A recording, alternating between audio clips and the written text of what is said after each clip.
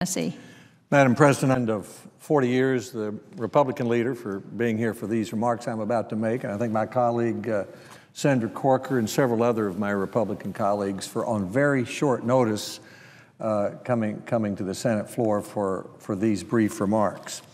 Madam President, next January, following the annual retreat of Republican senators, I will step down from the Senate Republican leadership. My colleagues have elected me as Republican Conference Chairman 3 times, and I will have completed 4 years, or the equivalent of two-year terms at that time. My reason for doing that is this: stepping down from the Republican leadership will liberate me to spend more time trying to work for results on issues that I care the most about. That means stopping runaway regulations, runaway spending, but it also means confronting the timidity that allows us to, that allows health care spending to squeeze out support for roads, support for research, support for scholarships and other government functions that make it easier and cheaper to create private sector jobs. I want to do more to make the Senate a more effective place to address serious issues. For 4 years in our caucus, my leadership job has been this: to help the leader succeed, to help individual Republicans succeed, to look for a consensus within our caucus, and to suggest a message. I have enjoyed that, but there are different ways to offer leadership in the United States Senate. And I've concluded that after 9 years, that this is now the best way for me to make a contribution. It really boils down to this: serving in this body, as each one of us knows, is a rare privilege. I'm trying to make the best use of that time while I'm here. For the same reason I plan to step down in January from the leadership, I will not be a candidate for the leadership in the next Congress.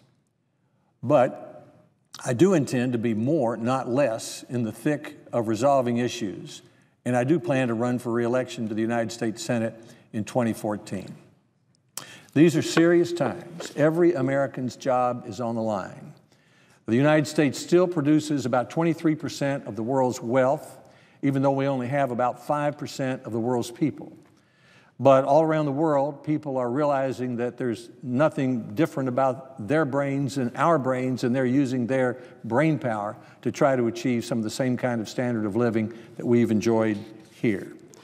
As a result of this, some have predicted that within a decade, for the first time since the 1870s, the United States will not be the world's largest economy. They say China will be. My goal is to help keep the United States of America the world's strongest economy. Now, Madam President, there are 2 other matters that are relevant to the decision that I'm making today that I'd like to address. The first is this: when I first ran for the United States Senate in 2002, I said to the people of Tennessee, and they weren't surprised by this, that I will serve with conservative principles and an independent attitude. I intend to continue to serve in the very same way. I'm a very Republican.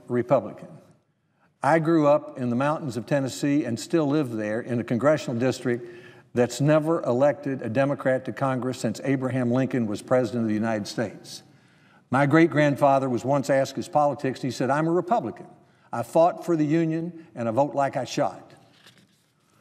I've been nominated 5 times by Tennessee Republicans to serve in public office.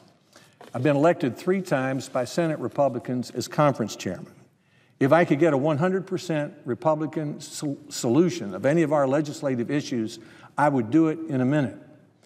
But I know that the Senate usually requires 60 votes for a solution on serious issues, and we simply can't get that with only Republican votes or only Democratic votes. Second, by stepping down from the leadership, I expect to be more, not less, aggressive on the issues, and I look forward to that. I mean, the Senate is created to be the place where the biggest issues producing the biggest disagreements are argued out. And I don't buy for 1 minute that these disagreements create some sort of unhealthy lack of civility in the United States Senate.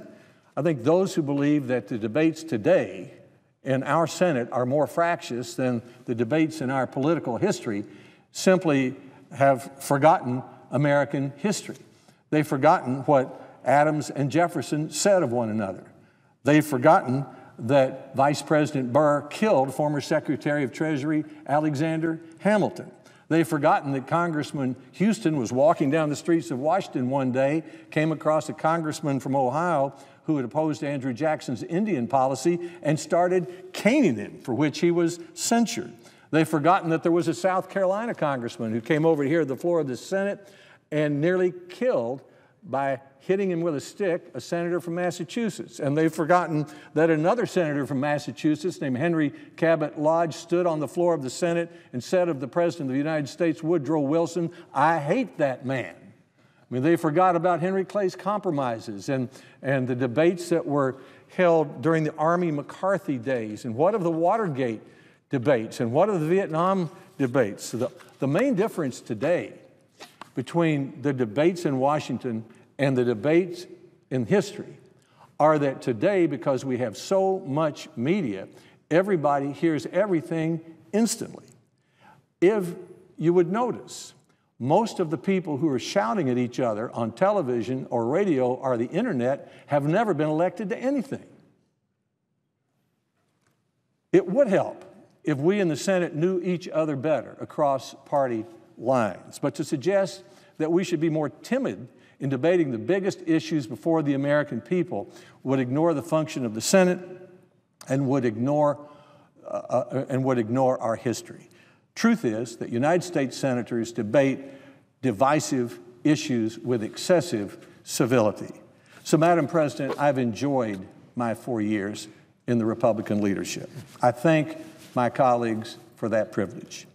I now look forward to spending more time working with all senators to achieve results on the issues that I care about the most, issues that I believe will determine for our next generation what kind of economy we will have, what our standard of living will be for our families, and what our national security will be. I thank the President. I yield the floor. Madam President.